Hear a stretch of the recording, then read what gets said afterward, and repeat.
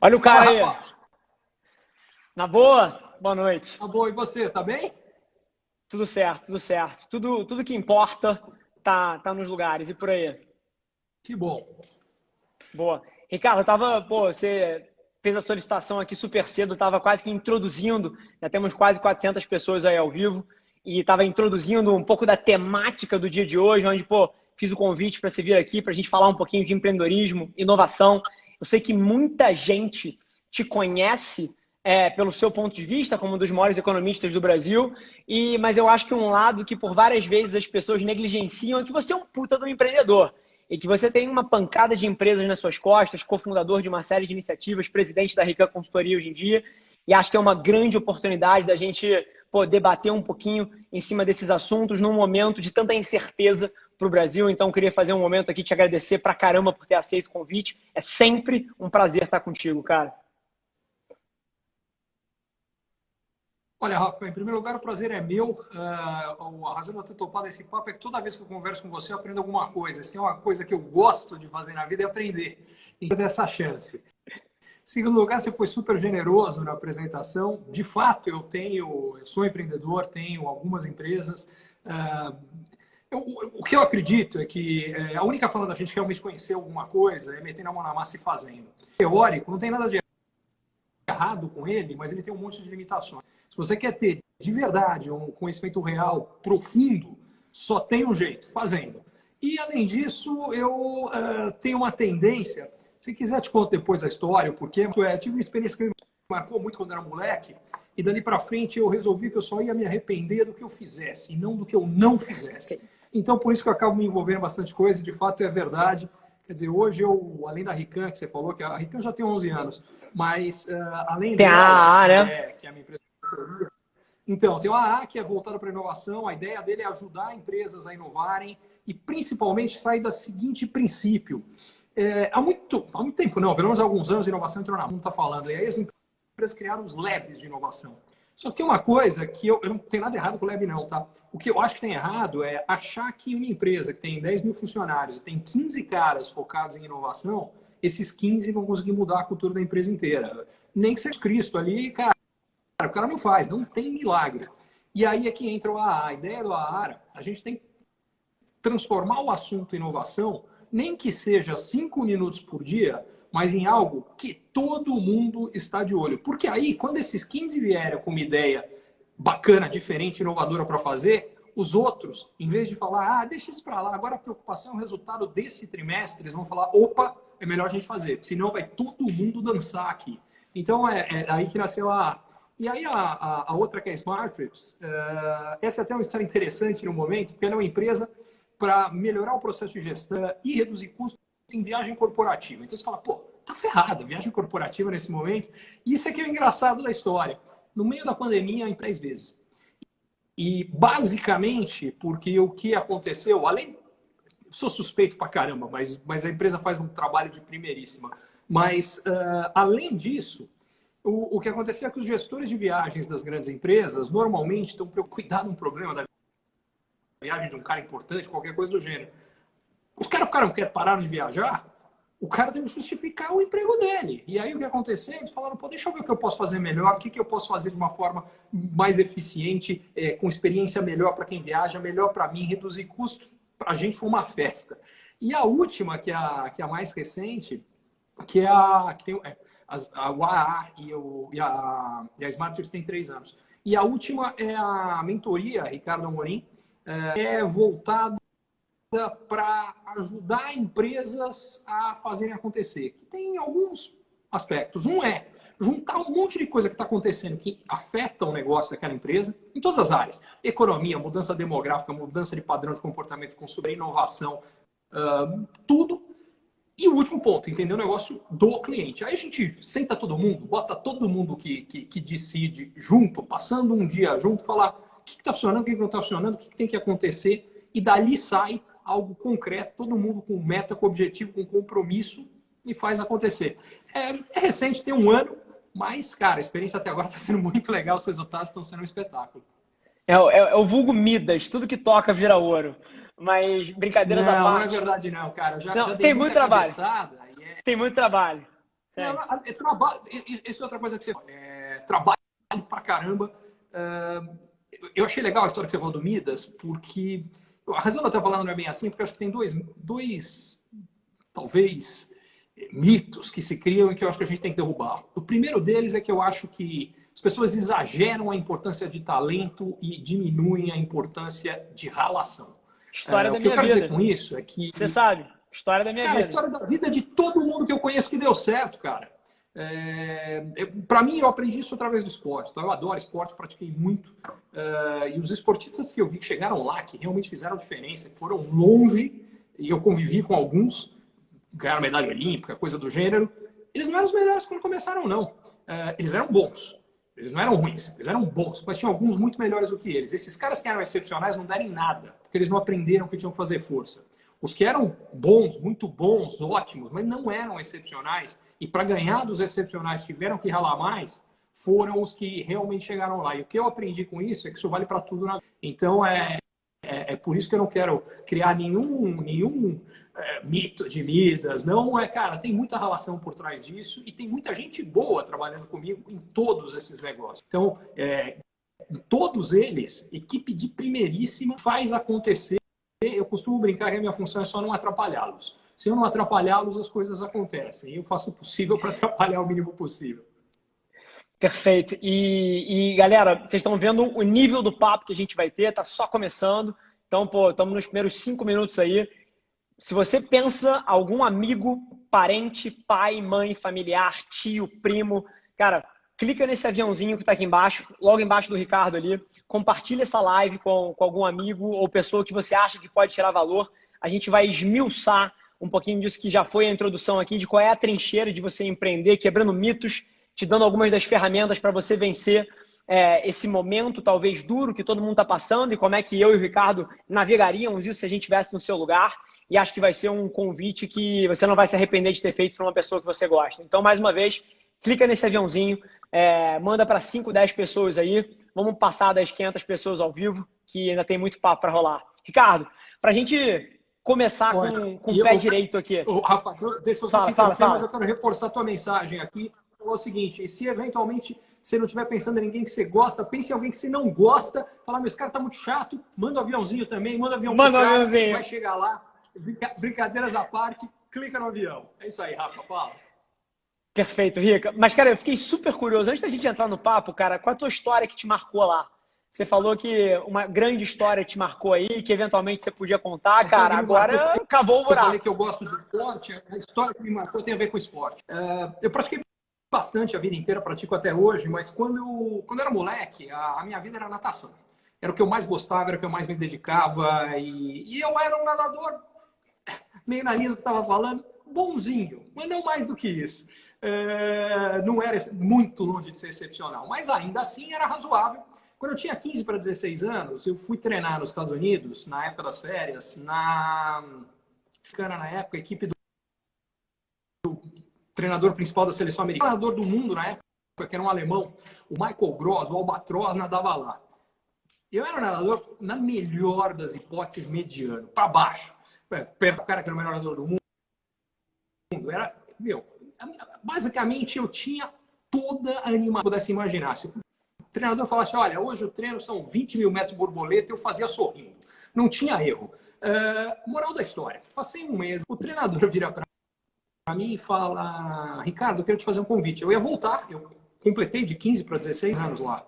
Ele falou, olha, fica treinando com a gente, isso foi em 87. Ele falou, olha, daqui a 1 ano e meio, na Olimpíada de Seul, você ficar treinando com a gente, você pega a medalha. Eu falei, cara, esse cara tá louco. É só aqui, só nessa piscina que a gente treina, tem um bando que é muito... Tem uma chance. Ele ficou impressionado porque eu me matei por um mês, mas uma coisa é se matar por um mês, outra coisa é por 1 ano e meio. Ainda fiquei um pouco na dúvida, eu era bom aluno, sei lá, imagina. Eu tinha acabado o primeiro colegial, na época, parar de estudar, faltava ainda. Falei, não dá, vou voltar. Bom, legal, eu voltei. A partir daí, passei a levar natação com a cabeça de... Porque na hora que eu tive a chance, eu dei para trás, então passei a levar de uma forma de... Passo a Olimpíada de Seul, passam-se mais 4 anos. 94, Olimpíada de... Eu trabalhava na área de finanças da Rodia, Olimpíada rolando, final dos 100 metros livres, que era uma prova que eu nadava, e quem vai nadar a final era um cara que, quando aquela história aconteceu, era meu Borges. Bom, quando vai nadar a final, eu falei, pô, vou ver a final do cara, né? Aí eu desço lá para uma loja de televisão, porque na época não tinha esse monte de televisão que tem escritório, não tinha não. Então eu tive que descer uma loja que vendia televisão para assistir a prova. Tava eu e mais algumas pessoas em frente ali. O Gustavo nada, sai o resultado, ele sai em 7º lugar. E aí eu comecei a ouvir os caras falando, mas esse cara é uma porcaria, 7º lugar. E eu pensando, né? Quem será que aqui é o 7º no mundo em qualquer coisa por falar? E a outra, pensando, eu vi na batida que ele não chegou em 7º. Falei, cara, ele foi pelo menos 3º, tem uma coisa errada. E o que acontece para quem nada, na chegada tem um placar eletrônico quando você bate com o cronômetro. Mas às vezes o negócio não funciona. E já tinha acontecido comigo. Inclusive, por coincidência, uma das provas que eu mais quis ganhar quando eu era moleque era uma prova patrocinada pela Jovem Pan e pela Que Bom. Então tinha uma cobertura de mídia, aparecia na rádio, aparecia na tele. Naquela época, esporte, televisão, era só futebol e uma vez ou outra o Luciano do Vale colocava um jogo de vôlei. Acabou, não tinha mais nada. Natação, nenhum outro esporte aparecia nada. Pô, e aquela aparecia. Então, eu queria ganhar, porque aí, aí no dia que eu fui na escola, no dia seguinte era aquela coisa. Enfim. E quando aconteceu, nada. O placar falhou. E quando eu bati, apareceu 7º lugar. E eu, pela piscina, tinha uma noção que eu não tinha sido 7º. Dava para saber que um dos lados, que é o lado que eu estava respirando no final, eu vi, cara, desse lado eu cheguei na frente de todo mundo, do outro eu não sei. Mas não tem caras para lá, então não dá.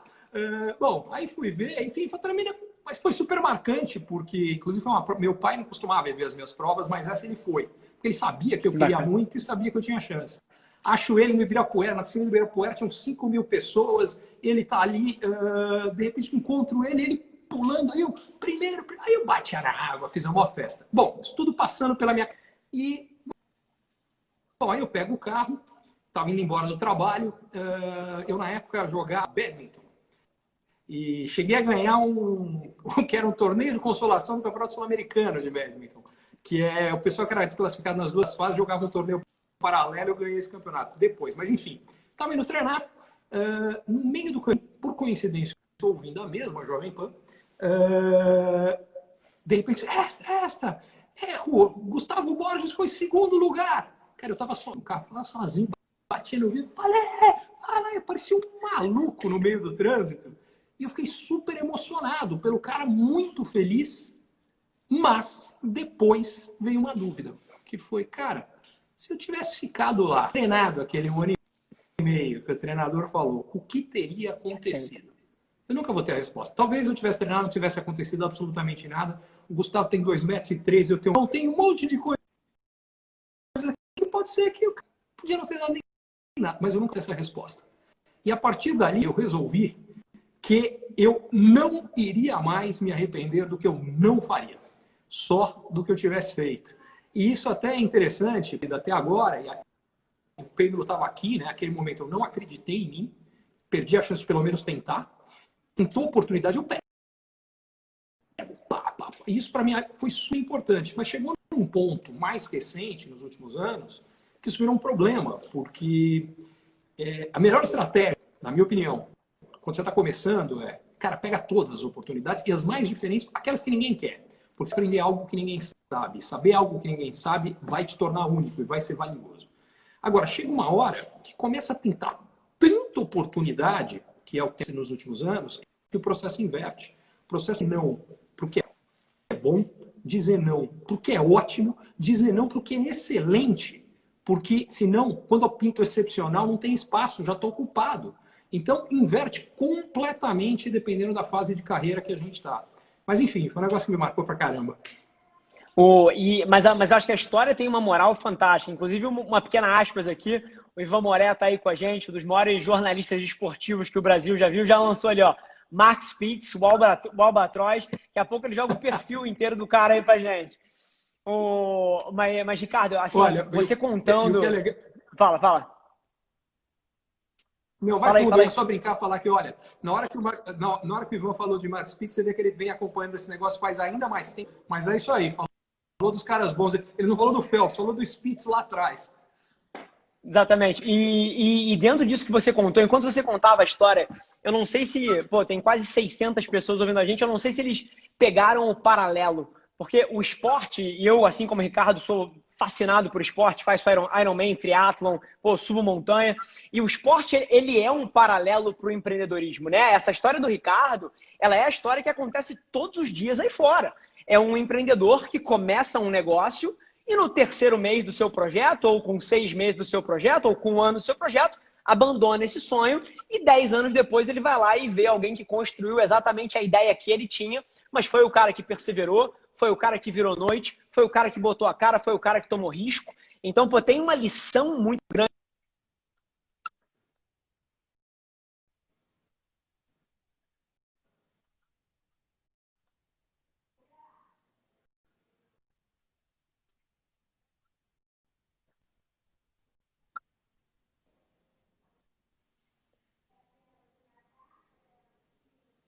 Tá aí, Rica? Tô sim. O que Boa. eu acho que tem total razão, e é mais do que isso, Rafa. O que eu acho é que o que essa história que você está contando dos empreendedores, disso aí, deixa claro é uma outra coisa. Eu escuto de muita gente falar, cara, eu tenho uma ideia genial. Eu não posso contar para ninguém, porque se eu contar para alguém, vão roubar a minha ideia. Ó, vou eu te contar uma coisa aqui. Enquanto você tiver só uma ideia, você não tem nada.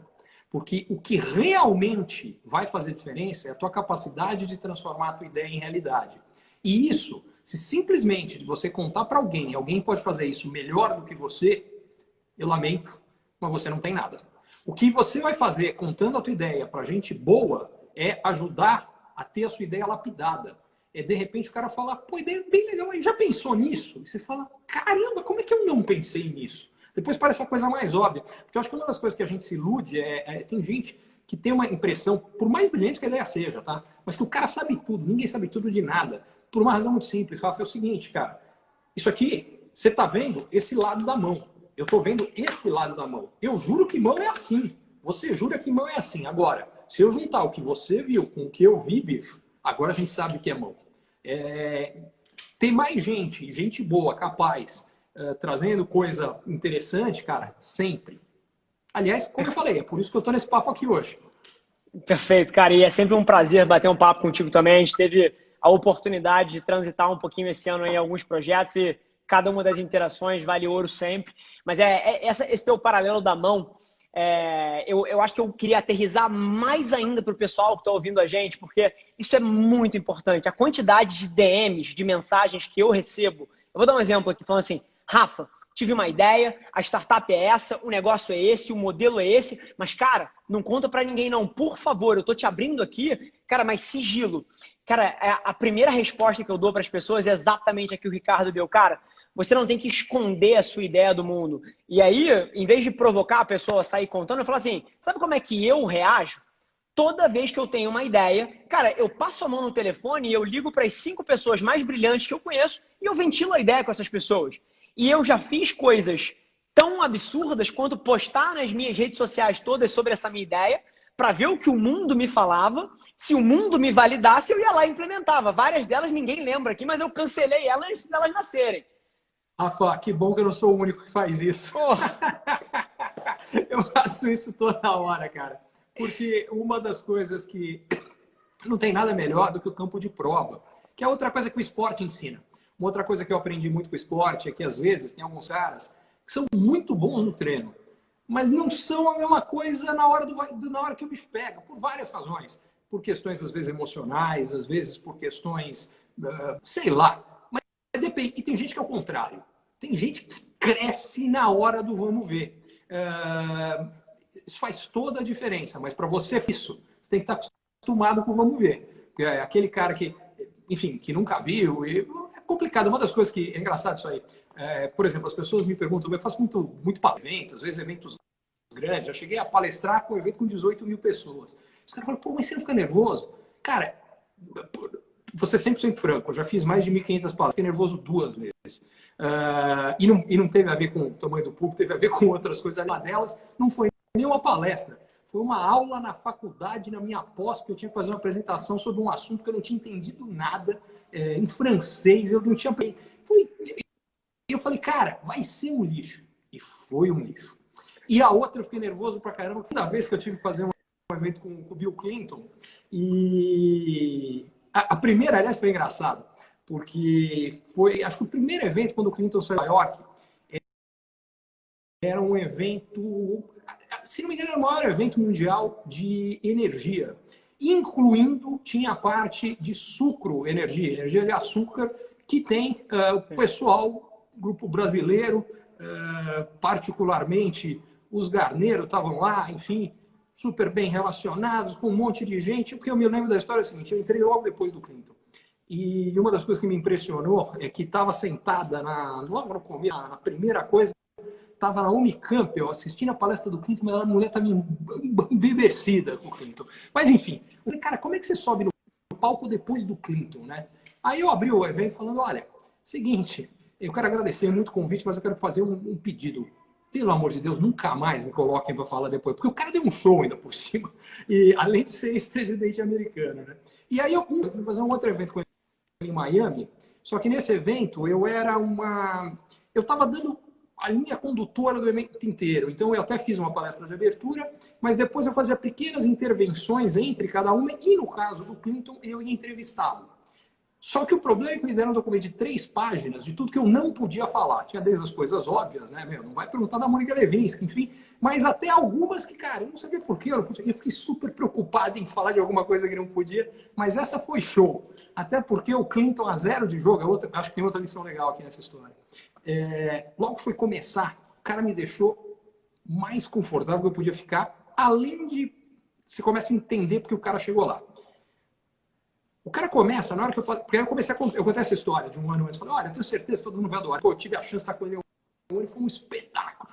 Na hora que eu começo a falar isso, ele fala, e eu me lembro que naquele dia, você comentou sobre isso.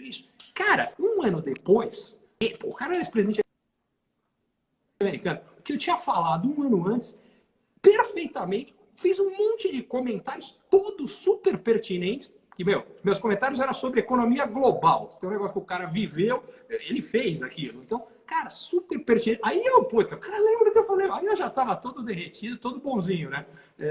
Então foi uma das outras lições que você fala, cara, você vê os caras chegando lá, e isso não tem nada a ver com política, você pode gostar ou não gostar do Clinton, não vem ao caso, não é o meu ponto aqui. É só a questão que... Aliás, eu tive uma experiência muito parecida com o George Bush, o filho, que tinha uma imagem de ser burrão e não sei o quê. Quando eu conheci ao vivo, cara, de burrão não tinha nada. Percebi, os caras não chegam lá à toa, seja democrata ou republicano. Perfeito. Inclusive, aspas, breve aqui, tava vendo, acho que foi algum dos posts que você fez essa semana ou na semana passada, eu não lembro. Você falou do Clinton, que ele não estudava economia, ele fazia economia, aí você soltou uma frase que eu achei brilhante, foi, cara, a economia americana é tão importante que o mundo inteiro tinha que votar nessa porra. E é uma maneira curiosa de enxergar. E eu tava vendo os comentários aqui do pessoal, super, super interessante. O Ricardo, porra, um dos maiores palestrantes do Brasil, tá mega acostumado a subir no palco. Eu não consegui, é uma coisa que eu quero fazer, mas ainda não consegui criar tempo e eu recuso 90% dos convites porque não tenho tempo e não tornei uma prioridade para mim, mas eu também não fico nervoso. E aí eu acho que tem um insight interessante que eu estava vendo nos comentários e muita gente tem vontade de se tornar um orador, né? Tem vontade de se tornar um comunicador. E aí os meus 2 centavos aqui sobre isso, do porquê que eu não fico nervoso. Número 1, eu não tenho script. Eu subo, e aí muito diferente do Ricardo, que é contratado para falar sobre temas específicos, eu sou contratado para falar sobre, assim, dentro de um tema, mas as pessoas me pedem qual é o tema da palestra. Eu falo, não tenho. Qual é o título da palestra? Não tenho. Pode fazer para mim aí. Me fala quem é a audiência, me fala qual é o público-alvo, o que eles estão querendo ali. Cara, eu vou subir no palco e eu vou fucking wing it, né? E esse negócio, quando você trouxe a ideia dos do's and don'ts da lista, você não pode falar sobre isso. Cara, isso ia ser a morte para mim. Porque eu acho que o que me dá velocidade quando eu vou fazer um negócio é o fato que eu não tenho que me redear de nada. Sim? Fala. Mas eu não tenho que me Rafa, redear você de marcou nada. exatamente o porquê que eu fiquei nervoso. Perfeito. Cara, pelo jeito a gente é muito parecido com isso. A razão também que eu não fico nervoso, script eu também não tenho. Eu tenho os temas, o que é importante e vão partir... Isso aí está me falando, né, de uma experiência interessante, que para mim é engraçado. Eu acho que o que é legal é você ser verdadeiro, é você ser transparente, é você ser espontâneo, é você falar o que você realmente acredita. E se você tiver com isso inteiro scriptado, bonitinho, você perde isso. E ao perder isso, você perde o que tem de mais valioso. E foi isso que me deixou nervoso naquela situação. Se matou... Porque eu fiz outros eventos com presidentes americanos, fiz com o Obama aqui, inclusive, em São Paulo. Sim. Enfim, e, cara, não tem problema nenhum. Eu tiro de letra isso. Mas coisa deles me segurarem ali, eu fiquei atrapalhado. Aquilo ali me deu uma travada. E... Perfeito. Agora, eu tenho até uma história engraçada disso, cara, que eu acho que retrata perfeitamente essa ideologia. Eu sempre, quando eu faço uma palestra dessa, eu peço para deixar pelo menos 15 minutos no final para perguntas e respostas. E aí, assim, cara, teve uma mulher, cara, pelo visto ela tinha, cara, cozinhado aquela pergunta o evento inteiro. Cara, ela costurou um negócio perfeito, uma baita de uma pergunta, ela pegou o microfone, ela teve coragem, ela foi lá, me fez aquela pergunta, eu falei, não tenho a menor ideia. Assim, isso está fora do meu círculo de competência, eu não me aventuro em coisas que eu não domino profundamente. Próxima pergunta, por favor. E acho que as pessoas têm medo de dizer que não sabem e aí acabam sendo rasas ou então ficando inseguras frente a essas situações, né? Você está certíssimo, eu acho a mesma coisa. Uma das coisas que eu faço bastante, inclusive, é engraçado você falar isso, eu também gosto de que tenha pergunta e resposta depois, e uma das coisas que eu faço é sempre falar, quando é um assunto que o cara me pergunta, se eu não souber, eu falo não sei, mas às vezes é um assunto que eu até tenho uma opinião, mas eu não tenho convicção. E aí eu deixo claro. E aliás, eu acho que essa é uma pergunta que as pessoas deveriam fazer sempre, porque as pessoas perguntam o que você acha sobre isso. Deveria vir junto com uma segunda pergunta. E quão convicto você está do que você acha? Porque tem algumas coisas que eu acho, cara, e eu acho, mas eu acho mesmo. E tem algumas coisas que eu acho, mas sei lá, pode ser que não vou ficar nada surpreso se não for assim, entendeu? Essa é uma informação que normalmente as pessoas não pedem. Que é, tá bom, e qual é o teu grau de convicção nisso aqui? E aliás, é um exercício que acho que todos deveríamos fazer, porque saber as coisas que a gente realmente sabe e as coisas que a gente só tem ajuda bastante. Porque às vezes a gente fica sendo muito duro, muito firme com coisas que a gente só tem um cheiro, a gente não sabe mesmo. Um achismo, às vezes, com um pouquinho de informação, mas não mais do que isso. Perfeito. E agora sim, cara, virando o nosso papo 180 graus para um lado aqui, a gente está no meio de uma das situações mais duras, talvez, que o mundo já viu. Assim, a Covid é uma das coisas mais radicais que já aconteceram com a sociedade e eu não quero, de maneira nenhuma, passar a imagem para as 600 pessoas que estão ao vivo com a gente aqui, de que eu não sou sensível em relação a isso. Eu sou super sensível, é um momento de muita empatia, um momento de coragem da população, e é um dos momentos mais duros, tem gente passando fome, tem gente desempregada, então tudo isso é muito sério. Mas ao mesmo tempo, eu tenho colocado um discurso para fora, e eu sei que você também, que toda vez que as crises acontecem, se torna uma oportunidade para quem tiver coragem frente à crise. E aí a gente tem mais de 600 empreendedores aqui com a gente e que eventualmente estão numa situação de tentar inovar dentro do seu negócio, ou então alguém que perdeu o emprego e está vendo pela primeira vez o empreendedorismo como uma válvula de escape para a vida e para gerar fonte de renda, fonte de vida. E eu queria pegar um pouco do seu pulso atual de se você estivesse na cadeira de uma pessoa dessa, que está num pequeno ou médio negócio atualmente, tentando se reinventar, tentando criar uma nova inovação ali dentro, empreender num momento tão difícil, quais seriam as coisas que estariam na tua cabeça agora, cara?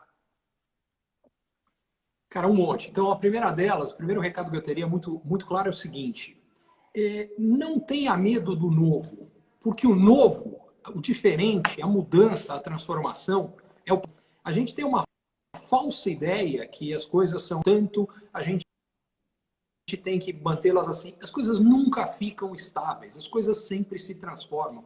Eu, inclusive, porque surgiu esse termo, né, do novo normal, quer dizer, antes da Covid, chacoalha, chacoalha, chacoalha, aí vai ter um novo equilíbrio. Só tem um problema, não estava equilibrado antes, as coisas já estavam mexendo antes. O que eu chamo do que aconteceu por conta da Covid, eu chamo isso de a grande aceleração.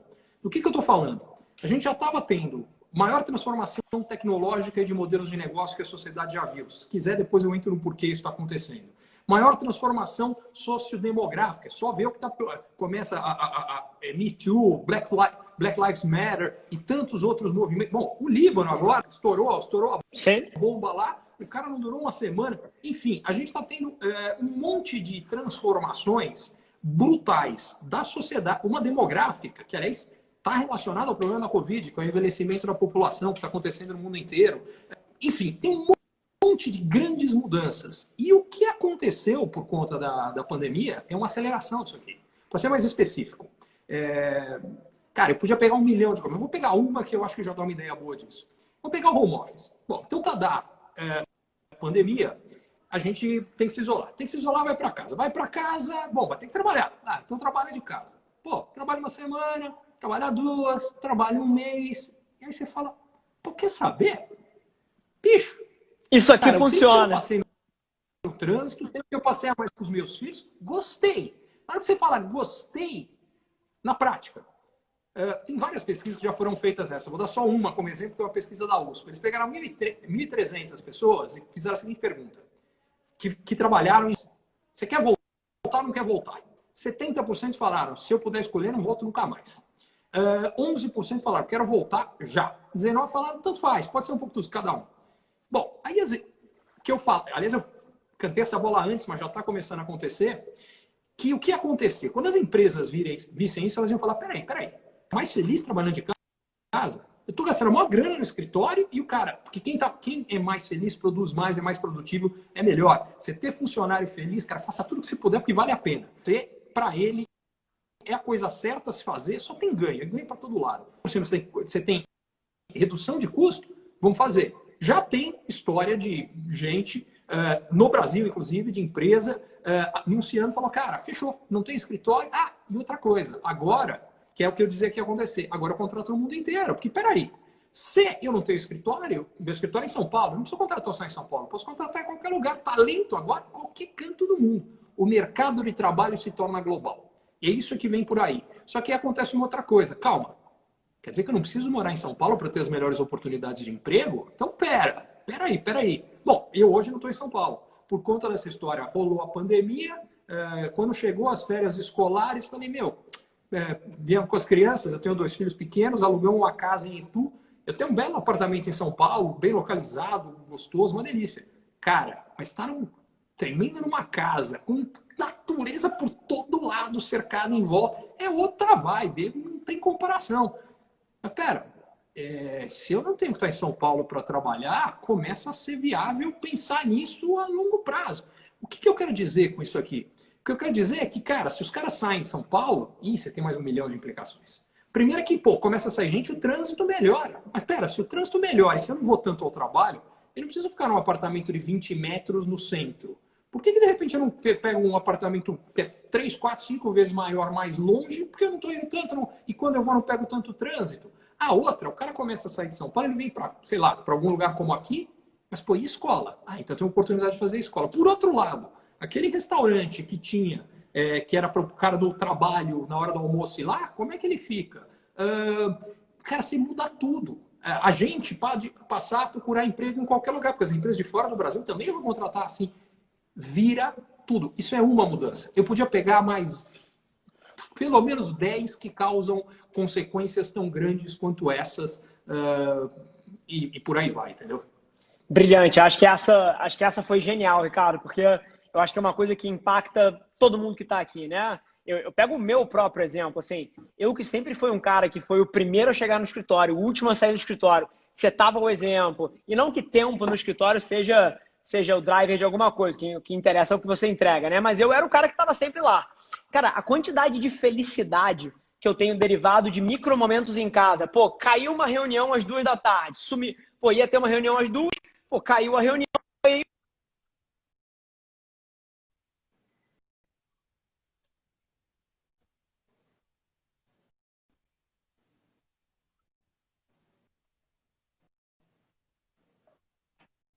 Voltou? Voltou.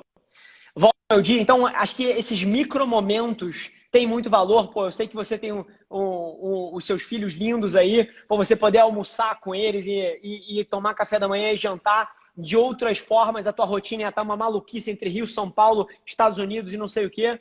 Então, tem uma derivada muito bacana aí. E aí, se eu pudesse agregar uma coisa que foi super curioso, que acho que a gente estava numa reunião nossa de trabalho, eu e você, deve ter 2 meses, e você me perguntou, Rafa, como é que está sendo esse negócio para você que tem, pô, bastante funcionário, tem não sei o quê?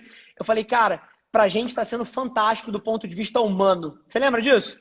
Porque a gente está tendo que evoluir como empresa 10 anos em 2, porque o nível de inteligência emocional desenvolver, cara, está sendo 10 vezes mais alto. A gente contratou psicólogos, suporte para ajudar as pessoas a passarem por esse momento. E dado que a gente conseguiu manter a cultura forte, manter a empresa junta e segurar o emocional das pessoas, assim, sinceramente, não importa o que vier aí nos próximos 5 anos, a gente é uma empresa mais forte, a gente é uma empresa mais coesa e a gente é uma empresa melhor, mais veloz e mais tudo. Então, super interessante esse ponto que você trouxe do home office. Posso pegar o teu gancho e reforçá-lo? Arrebenta. Eu acho que uma das grandes lições dessa experiência, porque a minha verdade é que várias, talvez a maioria das empresas, cara, sexta-feira tá tudo trabalhando normal, segunda acabou. Planejamento entre uma coisa e outra foi zero para grande parte das empresas. E aí é que eu acho que vem a grande lição. E para quase todas, funcionou super bem. A grande lição para mim é que os nossos medos são muito maiores do que as verdadeiras dificuldades. Se você chegasse em empresas de 10, 20, 100 mil funcionários e falasse, olha, segunda-feira acabou, não tem mais essa, tá todo mundo em casa, fala, imagina, a gente precisa planejar isso pelo menos com 3 anos de antecedência, essa transição. Não, sexta para segunda. O ser humano se adapta. Na segunda, deu uns ser humano se adapta. Na terça estava funcionando. Você fala, cara, o que isso deixa muito claro é que o que nos trava são os nossos medos. Quando a gente deixa os medos para trás, a gente é capaz de ter muito mais. Aliás, isso é uma outra lição que o esporte vive ensinando também. Perfeito. E até dentro disso, é uma coisa que a gente sempre vê. E a gente, às vezes, acha que é novo, né? A gente, e aí, até trazendo um pouquinho para inovação, a gente sempre acha que é a primeira vez de tudo. Agora a inteligência artificial vai vir aí e vai engolir os trabalhos. Agora vai vir isso aqui. Agora é o home office. Cara, na década de 50 existiam algumas manchetes tão disruptivas quanto essas, né? Caramba, agora veio a TV, mudou tudo. Pô, quando a prensa escrita foi criada, pô, agora é a prensa, mudou tudo. Lá atrás, as máquinas no campo agrário, mudou tudo. E os trabalhos dos operários das fazendas. Então, assim, a gente tem sempre essa coisa de a gente acha que a nossa geração ela é única, ela é especial e tudo aqui é diferente. Mas no final do dia, a inovação é uma coisa que está aí há 2.000 anos, né, cara? E com um detalhe, que acho que um outro detalhe interessante, que você falou, não, na década de 50 você começou falando de inteligência artificial. Uma coisa que quase ninguém sabe, artificial nasceu na década de 50. Que se é outra coisa, as pessoas acham que inovação é aquela coisa que surge e amanhã ela muda tudo. Não, por que eu usei inteligência artificial em 1994 para prever o que ia acontecer com o mercado de bolsa e com... Só que de lá para cá, você pega a lei de Moore, né, que é a capacidade de processamento, ela dobra a cada 18 meses, a 2 anos, o tamanho do chip cai pela metade, o preço cai pela metade. Moral da história. 26 anos depois, a capacidade de processamento dos computadores é 16 mil vezes maior do que quando eu usei. E continua dobrando no mesmo período. É por isso, sem contar que isso é no geral. Aí vem computação quântica, isso vai dar um salto exponencial nessa brincadeira. Então, o que eu quero dizer com isso aqui é, quando eu falava que a gente está vendo mais inovação do que nunca, a gente está vendo mais inovação do que nunca pelo seguinte: as tecnologias de base que permitem que outras sejam desenvolvidas chegaram no ponto de maturação. É o caso de inteligência artificial, é o caso do 5G, que vai possibilitar a internet, vai possibilitar telemedicina, porque a gente chama de telemedicina teleconsulta, né? Que não é muito diferente do que a gente está fazendo aqui, mas a telecirurgia mesmo vai possibilitar veículo autônomo, enfim, indústria 4.0, um monte de coisa que vem do 5G. Eu dizia, por que está acontecendo tanta coisa, por que está mudando tanto? O primeiro fator a gente falou de ideia, nunca foi tão fácil ter ideia nova, porque você junta 5 bilhões de pessoas na internet, eu entro lá agora e vejo que tem um cara em Oslo que criou um negócio bacana, tem outro em Xangai que criou outro negócio, um terceiro em Quixeramobim e eu aqui em Itu, penso, cara, se eu juntar essas 3 coisas, eu crio uma aqui que ninguém tem, nova, diferente, pô, tem aqui ideia. Mas ideia, como a gente falou, é só ideia. Só que nunca foi tão fácil transformar a ideia em realidade, porque as tecnologias para possibilitar isso, eu falei dessas aí, mas tem uma outra que foi super importante, que é a nuvem, que surge há 20 anos. A nuvem faz com que tecnologias que antes eram caríssimas e que só mega empresas tinham acesso, hoje custa uma porcaria e qualquer moleque de fato numa garagem paga. E o último fator, que faz 10 anos, depois da crise financeira global de 2008, a taxa de juros nos Estados Unidos, Europa e Japão vai a zero. Aliás, no Brasil está indo agora também. Tá indo. Resultado, nunca teve tanto capital para financiar a inovação. Você junta ideia, tecnologia para viabilizar e capital, cara, é inovação todo santo dia. E aí vem a questão, quando eu falava que sempre teve transformação, mas está acelerando mais do que nunca. E eu acho que o último ponto, que é o mais importante relacionado a esse tema, é o seguinte, gente, o que isso significa para a vida de todo mundo que está nos assistindo? Duas coisas. A primeira, a positiva. Para quem entender isso bem, a gente está falando das maiores oportunidades que o mundo já viu. Exatamente porque as coisas estão mudando mais rápido, gerando mais... Cara, o teu caso é uma prova completa. Eu não estou falando, é fato. Se a gente fosse falar há um tempo atrás, vou ter que fazer uma pergunta discreta, Rafa, com quantos anos você está? 29. Cara, tudo que você fez, puta, não dá para fazer até 29 nem a pau. E aí, por que dá?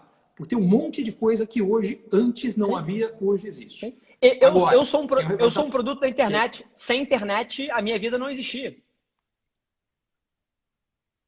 Pois é. Você e tantos.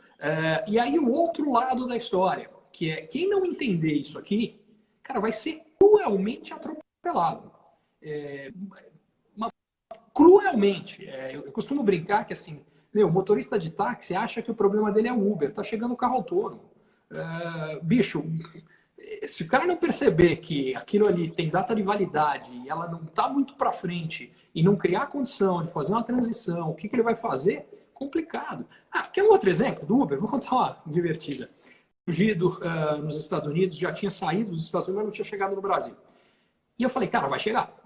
Vai chegar por uma razão muito simples. O Brasil é um mercado muito grande e não tem como esses caras não chegarem no Brasil. Questão de tempo, eles estão no Brasil. Eu cheguei para uma cooperativa de taxistas, falei, bicho, isso aqui existe lá, vai chegar aqui, o que vocês têm que fazer? Vocês não, já tem tudo o que vocês fazem. Monta o aplicativo, facilita, melhora o serviço e faz acontecer. Os caras falam, imagina, isso é uma bobagem, vai levar 50 anos para chegar aqui, não é nada. O resto é história.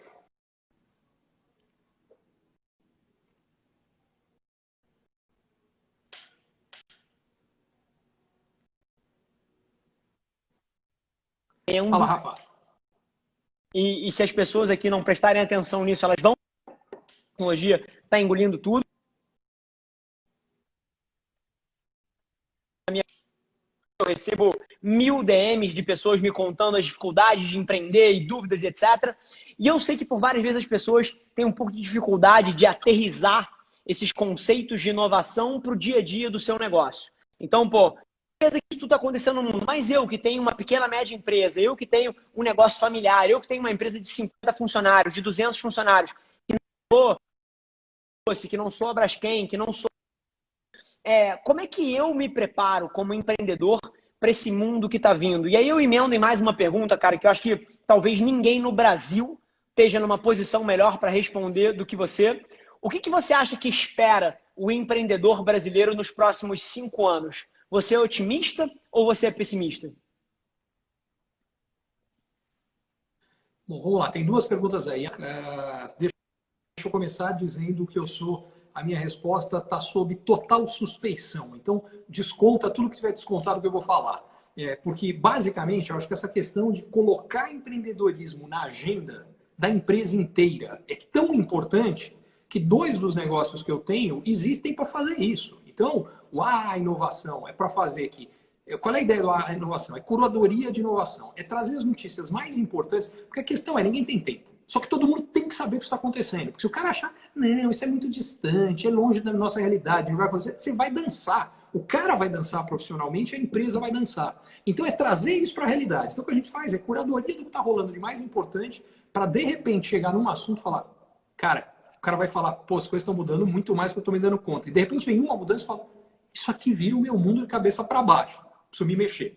Então, esse é um aspecto. E o outro, que é a mentoria Ricardo Amoni, que é com as lideranças das empresas, a versão in company, e a outra, que era a versão aberta, que no momento a gente não está com nenhuma turma nova, mas que é pegar os líderes das empresas e falar, cara, o que vai mudar para você? E o que você vai fazer a respeito disso? Se você conseguir usar isso de forma concreta, real, tremenda oportunidade. Mas, enfim, meu ponto é, o que eu acho que esse cara tem que fazer é colocar inovação na agenda da empresa inteira. Ah, dá para colocar o dia inteiro todo mundo? Claro que não. As pessoas têm que trabalhar, têm que dar resultado, têm que fazer. Alguns têm que estar com isso como foco, mas todo mundo tem que saber que isso é assunto. Porque aí, quando esses alguns chegarem com uma proposta, a proposta acontece. Porque o que eu já vi 1 milhão de vezes é, cara, ideias muito legais que não saem do papel. Porque você tem um monte de gente lá atrás que o ser humano, por definição, é reativo à mudança. A gente tem medo, a gente não gosta do desconhecido, aliás, é uma das coisas que a gente precisa ser treinado diferente, tá?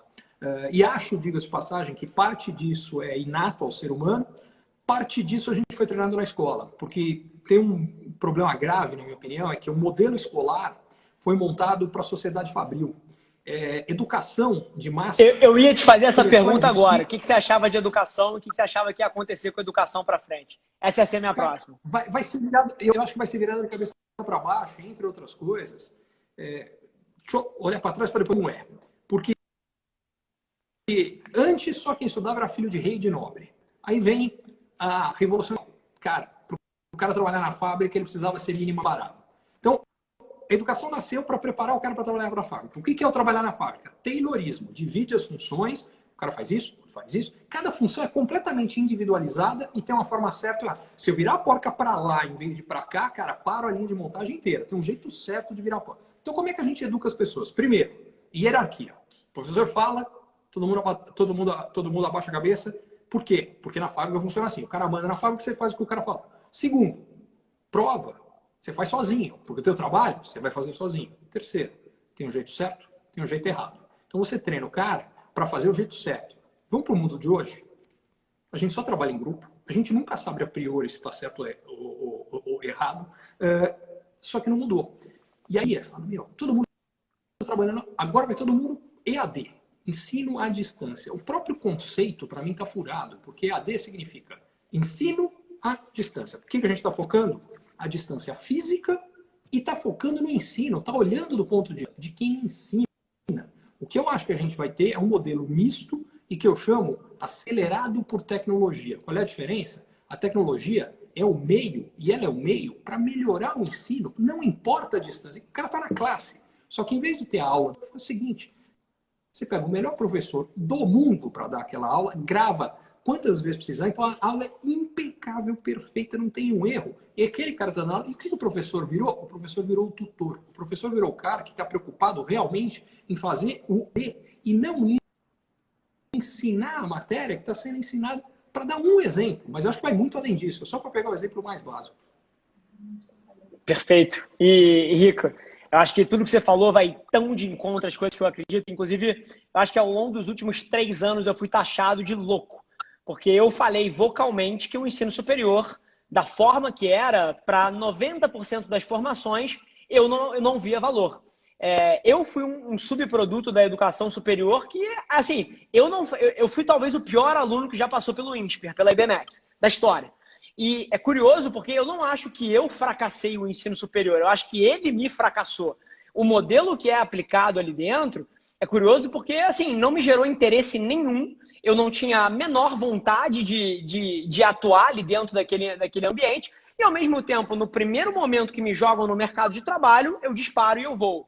Então, é curioso como isso que você falou da era industrial, de você querer educar as pessoas dentro de uma caixinha e ir para massa. Você está mandando, eventualmente, algumas águias subirem pela escada, né? Então, é muito interessante essa noção. E acho que o Covid vem para acelerar isso de uma maneira tremenda, mas de uma maneira diferente. Eu acho que você tocou num ponto perfeito, que é a maioria das pessoas olha para um ensino à distância como EAD, é videoaula, quando, na verdade, o que a internet tem de mais valor é aproximar pessoas que não poderiam se aproximar de outra maneira, né? Então, para mim, o ensino pela internet tem que ser o oposto, tem que ser de proximidade. Sim? É isso.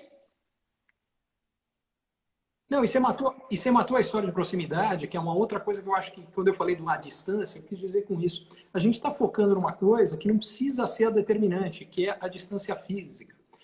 Que aliás, diga de passagem, vale para um monte de situações. Vale para o EAD, mas vale para outra. Quando a gente estava falando da história do Covid, a gente falou, não, a importância do distanciamento social. Eu acho que o termo é outro que está errado. O que é importante é o distanciamento físico. A gente não tem que ter distanciamento social no sentido da conexão Perfeito. que a gente gera, ela não depende da distância física. A contaminação do vírus depende da distância. Isso precisa ficar claro. A gente não tem que estar socialmente distante, ao contrário. Mais do que nunca, a gente tem que estar socialmente conectado.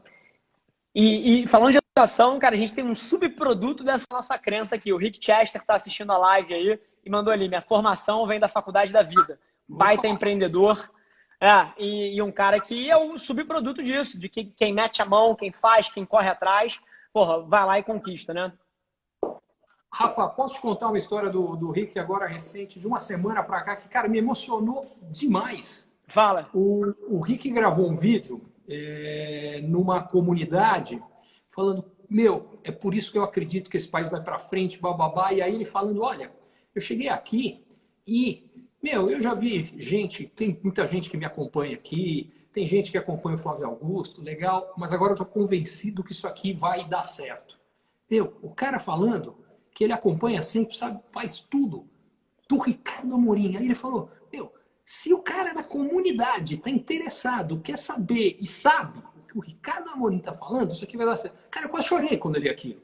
Porque uma situação que eu já vi um monte de outras coisas, que é outra coisa que eu acho que é muito legal, sempre foi verdade, tá? Não é a internet que criou isso, ela só exponencializou isso. A gente toca mais a vida das pessoas do que a gente consegue imaginar.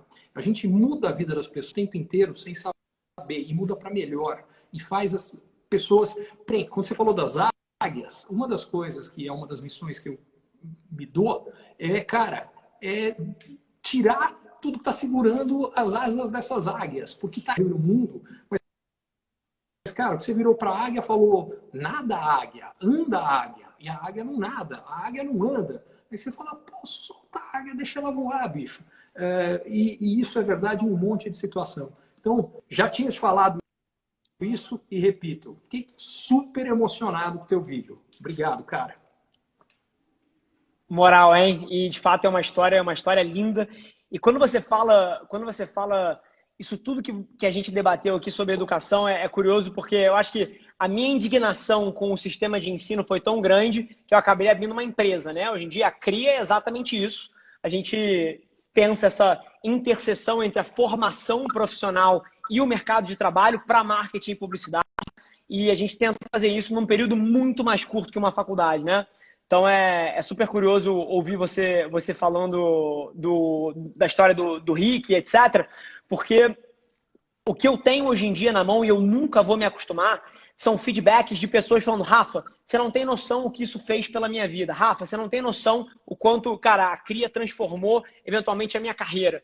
E esse tipo de coisa eu acho que é o que tem que nortear todo mundo que quer empreender. Eu vejo várias pessoas começando negócios porque querem entupir o bolso de dinheiro. Quando, na verdade, você deveria começar um negócio querendo gerar um output positivo, gerar valor na sociedade e o dinheiro vem como consequência, né? Não, você está absolutamente certo. E eu tenho certeza que cada vez que uma dessas pessoas falar isso para você, ela faz o seu dia. Porque quando acontece comigo, eu sei que, cara, não precisa muito, literalmente muda o meu dia. É o tipo de coisa que, enfim, que faz toda a diferença. Mas isso que você falou é super importante. Todas as pessoas bem-sucedidas no que quer que sejam, não importa no que, nenhuma delas fez o que fez com um objetivo inicial de dinheiro, de fama, do que quer que seja. Porque, por uma razão muito simples. Lembra que a gente falou no começo, para você fazer alguma coisa bem, você vai ter que ralar para burro. Além de ter talento, você vai ter que ralar muito. E você só vai ralar muito se você realmente gostar daquilo, do caminho, não só do ponto de chegada. Porque muitas vezes você vai fazer, e se você, quando dá errado, não falar, mas eu gosto de fazer isso do mesmo jeito, mesmo que dê errado, tá valendo, eu gosto de fazer porque eu faço porque eu gosto, porque eu acho que é importante, porque eu acho que vale a pena, cara, você vai dar para trás. E aí você não vai chegar lá. É engraçada essa história, mas quanto mais o tempo passa, mais eu vejo em tudo na vida quanto é verdadeiro, o que é importante é o caminho, não é o ponto de chegada. Perfeito, cara. E estamos chegando ao final da live aqui. Daqui a pouco o Instagram vai fazer o favor de derrubar a gente. Cara, eu queria te agradecer de coração pelo papo. É sempre um prazer estar contigo e a gente teve essa oportunidade algumas vezes ao longo desse ano. E aqui eu acho que estava mais do que na hora da gente trazer alguns dos assuntos que a gente debate em salas fechadas. Pô, para a massa, lembrando todo mundo que essa live vai ficar gravada. E, Ricardo, se tivesse que passar uma mensagem final para as quase 1000 pessoas que estão assistindo aqui agora e que querem empreender e que querem inovar, que mensagem seria essa, cara? Mensagem é: faça e se arrependa do que você fez. Nunca se arrependa porque você fez. Você não vai se arrepender do que você fez. Se você for e fizer, mesmo que dê errado, você tirou a dúvida da frente. Vá em frente, faça. E segunda coisa, nunca deixa ninguém te dizer que você não pode. Por uma sim, as pessoas não sabem. Ninguém sabe, ninguém tem a resposta. Então vai lá e paga para ver. E se der certo, sensacional. Se der errado, no mínimo, você vai tirar um monte de lição. E esse é o outro ponto que eu acho que eu queria dizer. Não importa o que você fizer, cara. Chama a responsabilidade para os erros. Para você, tudo que der errado, assume que a responsabilidade... Mesmo que você fale, não, mas foi o outro que fez. Não. O que eu errei? Sempre assumir erro. Se você tiver essa postura, você vai aprender um monte de jeito.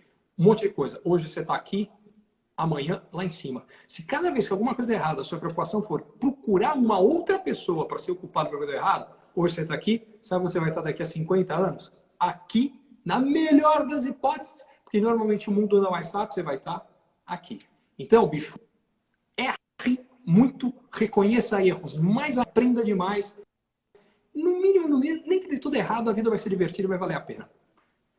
Aula. E, Ricardo, eu tenho como costume aqui, sempre no final das lives, a gente fazer uma pose para o pessoal tirar um print da tela. Depois todo mundo vai lá no Stories, marca a gente. Então vamos fazer uma pose aqui para o pessoal, galera. Quando a gente fizer a pose, vocês tiram um print da tela e postam no Stories, me marcando e marcando o Ricardo. Assim que acabar a live, a gente vai repostar pelo menos alguns de vocês aí. Vamos nessa.